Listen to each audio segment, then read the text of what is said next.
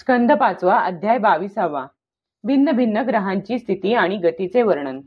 परीक्षिताने विचारले, आपण जे सांगितलेत की जर भगवान सूर्य राशींकडे जात असताना मेरू पर्वत आणि ध्रुवाला उजवीकडे ठेवून जातो असे वाटले तरी खरे पाहता त्याची गती उजवीकडे असत नाही, हे आम्ही कसे जाणावे? श्री शुक म्हणाले, जसे कुंभाराच्या फिरत असणाऱ्या चाकावर बसून त्याच्याबरोबर फिरणारी मुंगी इत्यादींची गती त्याच्यापेक्षा वेगळीच असते, कारण ती वेगवेगळ्या वेळी त्या चक्राच्या निरनिराळ्या जागी दिसते. त्याचप्रमाणे नक्षत्र आणि राशी यांच्यामुळे कळणारे कालचक्र ध्रुव आणि मेरूला उजव्या बाजूला ठेवून फिरत असले तरी त्यांच्याबरोबर त्यांच्या आश्रयाने फिरणाऱ्या सूर्य इत्यादी ग्रहांची गती वास्तविक त्यापेक्षा वेगळीच आहे, कारण ते वेगवेगळ्या वेळी निरनिराळ्या राशी आणि नक्षत्रांमध्ये दिसतात.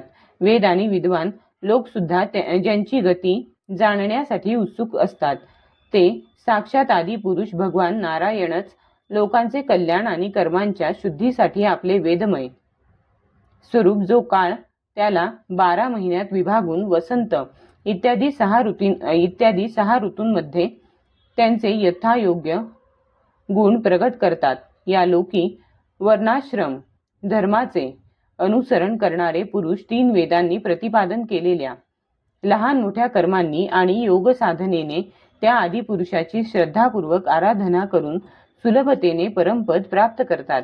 भगवान सूर्य सर्व लोकांचा आत्मा आहे. तो पृथ्वी आणि द्युलोकाच्या मध्यभागी असलेल्या आकाश मंडळात कालचक्रामध्ये राहून 12 महिन्यांचा उपभोग घेतो. महिने हे संवत्सराचे अवयव आहेत आणि मेष इत्यादी राशींच्या नावाने प्रसिद्ध आहेत. यांपैकी प्रत्येक महिना चांद्रमानाने शुक्ल आणि कृष्ण अशा 2 पंधरवड्यांचा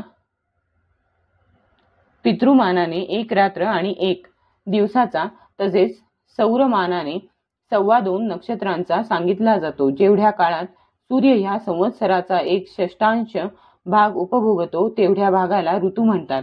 आकाशात भगवान सूर्याचा जेवढा मार्ग आहे त्याच्या निम्मा तो जेवढ्या वेळात पार करतो त्याला 1 अयन असे म्हणतात. तसेच जितक्या वेळात तो आपल्या मंद तीव्र आणि समान गतीने स्वर्ग आणि पृथ्वी मंडलासहित संपूर्ण आकाशाला प्रदक्षिणा घालतो त्याला अवांतर भेदाने संवत्सर, परिवत्सर, इडावत्सर, अनुवत्सर किंवा वत्सर म्हणतात. याचप्रमाणे सूर्याच्या किरणांपासून 1,00,000 योजने वर चंद्र आहे. त्याची चाल फार वेगाची आहे, म्हणून तो सर्व नक्षत्रांच्या पुढे असतो. तो सूर्याचा 1 वर्षाचा मार्ग 1 महिन्यात, 1 महिन्याचा मार्ग 2.25 दिवसात आणि 1 पंधरवड्याचा मार्ग 1 दिवसात चालून जातो. हा कृष्ण पक्षात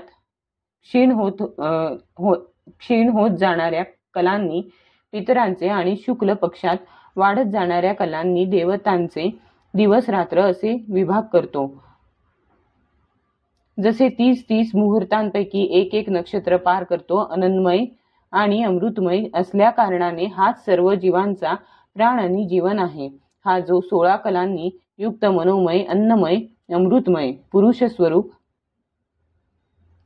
भगवान चंद्र आहे, तोच देवता, पितर, मनुष्य, भूत, पशु, पक्षी, सरपटणारे प्राणी आणि वृक्ष इत्यादी सर्व प्राण्यांच्या प्राणांचे पोषण करतो, म्हणून याला सर्वमय असे म्हणतात.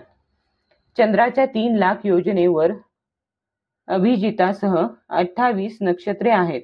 भगवंतांनी यांना कालचक्रामध्ये गोवले आहे. ही मेरूच्या उजव्या बाजूनेच फिरतात. याच्या 2,00,000 योजने वरच्या बाजूला शुक्र दिसतो. हा सूर्याच्या शीघ्र, मंद आणि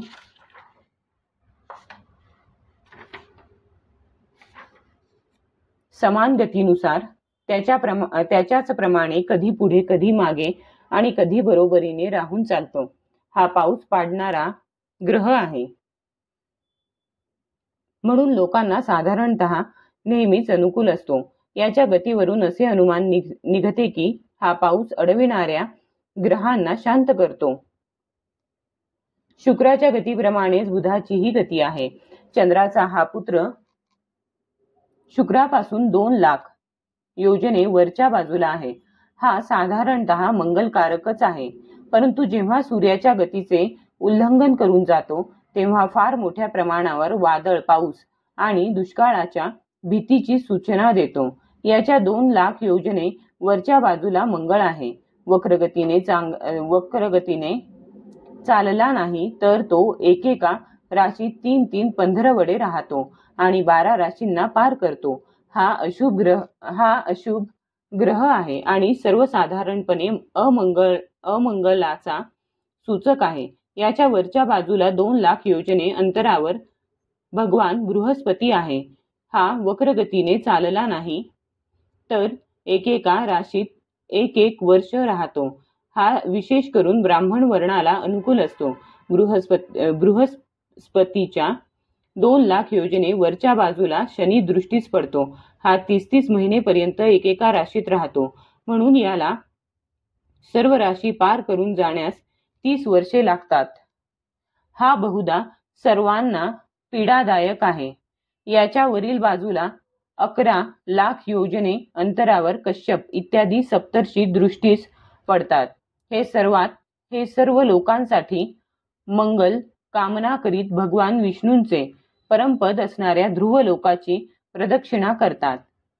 अध्याय 22 समाप्त.